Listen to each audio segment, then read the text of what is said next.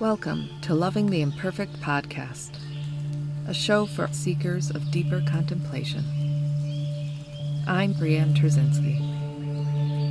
Join me as we imperfectly and clumsily make our way through each day, mustering up compassion for the hours ahead.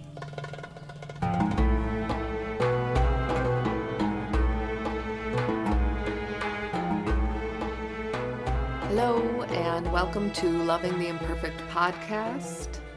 Today I'm going to skip over to Psalm 3 because there are 150 psalms, not including the 22 psalms sections of Psalm 119. So I don't think I want to read them all. I don't want to trap us in this little box of psalms when there's so much work out there to be looked at and discovered. And so anyways, we're skipping to Psalm 3. No biggie. This is a psalm of David. All right, here we go. Lord, how many are my foes? How many rise up against me? Many are saying to me, God will deliver him. But you, Lord, are a shield around me, my glory, the one who lifts my head high. I call out to the Lord, and he answers me from his holy mountain. I lie down and sleep. I wake again because the Lord sustains me. I will not fear, though tens of thousands assail me on every side. Arise, Lord. Deliver me, my God. Strike all my enemies on the jaw. Break the teeth of the wicked. From the Lord comes deliverance. May your blessing be on your people. Sometimes we do get angry and we want to seek justice.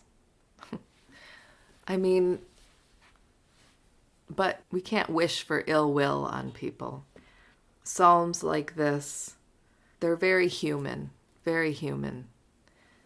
And so I appreciate them because sometimes it's how we feel. We wish these people would get their just desserts for hurting us or our family members, especially if you're a mother or a father, you have children and somebody hurt your child, So it's comforting to know that the people thousands of years ago felt like that sometimes, but they were still trying to be the best version of themselves. So I would suggest, if you're going to read the Bible all the way through, to get yourself a good study Bible. The study Bible is akin to the plaques next to artwork in an art museum. It gives you information about the author and the time it was written, for whom it was written, and some commentary on the many verses. And the commentary can serve as a great guide. I still come across verses I don't understand because a lot of the understanding will only come with a greater knowledge of what life was like back then. Understanding when we read things like the first psalm, the wicked will be like chaff that the wind blows away. So the study Bible reminds us that the chaff on a kernel of wheat is discarded. It's like discarded skin. And it's the center that provides the nutrition. So then we are to gather that it's the inside that counts, right? Even with Psalm 3, we're trying to be the best version of ourselves, though we're looking at our enemies. What's really going on inside those people? When we die, God cares nothing for our outer shells and the sins that we've committed, etc. God cares nothing about that. When we die, and now here some skeptics listening will think I'm absolutely nuts. And maybe I am. And again, my dog is snoring and breathing very loudly in the background, so forgive him. All right. when we die, God reaches in, not literally, but God reaches in, I guess figuratively, and sort of uncovers our soul, as if taking a plot of dirt, lifting it away to uncover hidden gold. And that is God's concern. So that piece is God, that God's uncovering when we die. That part of that is our soul. Our soul is God. So no matter your sin, that part cannot be penetrated. You and I are God. You and I were given a piece of God to carry through our lives. This is the generosity of God. It is the same as the generosity of nature. But we must nurture nature to get the fruit. And it is the same with our souls. It stays pure, the soul does, throughout your life. No matter where you've taken it, no matter what you've done, your soul will always remain pure.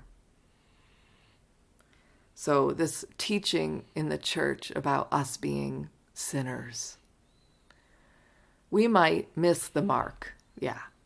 And there's some people that have done some really terrible, terrible things.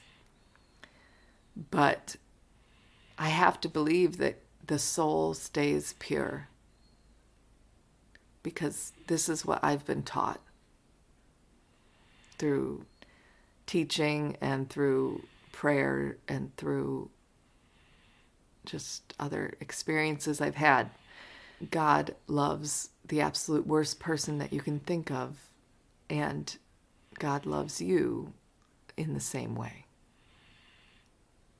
So that's very hard for us to understand, because we've been raised surrounded by dualistic language, the language of black and white, right and wrong. We are surrounded by that. So we need to train ourselves out of it. It's both and, as Richard Rohr teaches. And this is hard, because how do you see the God in someone who has done something atrocious?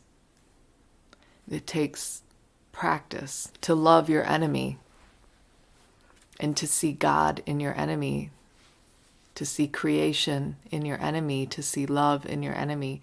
That is a hard thing to do. And it takes penetrating through that person, through the surface that we see with our physical eyes, into the very center of their being, that seed that God planted in that person, that creation, that seed of creation. That takes a lot of practice to do that. And it's not to say that you're a bad person if you can't get there.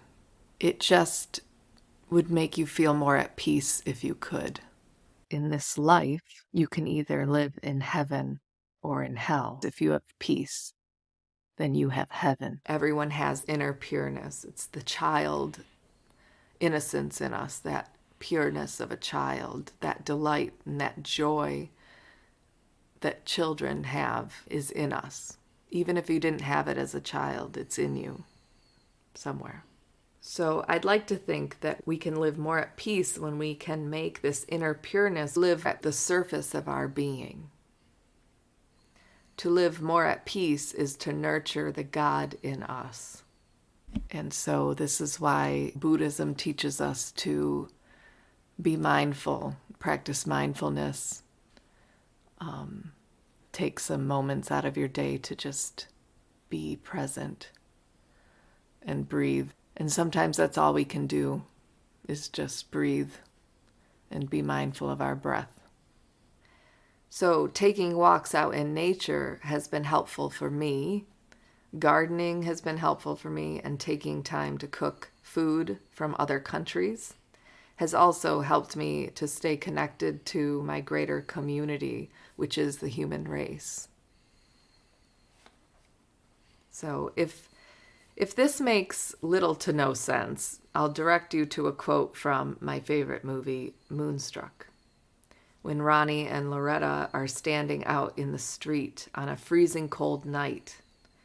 They had just went on a date to the opera, and Loretta wants to go home because she just saw that her father is having an affair, and she's pretty upset. And Ronnie looks at her and says, "Loretta, I love you." Not like they told you love is. And I didn't know this either. But love don't make things nice. It ruins everything. It breaks your heart. It makes things a mess. We aren't here to make things perfect. The snowflakes are perfect. The stars are perfect. Not us. Not us. We are here to ruin ourselves and to break our hearts and love the wrong people and die. The storybooks are bullshit, he says. And so I'll leave you with that. Great film. Wonderful film. Ronnie is played by Nicolas Cage and Loretta is played by Cher. So good. So that is your morning psalm. Thank you for tuning in and loving the imperfect with me. So have a good day. Bye-bye. Thank you for joining me today on Loving the Imperfect. For more information about me and my work, please visit www.briannetrzazinski.com. Thanks for tuning in. See you next time.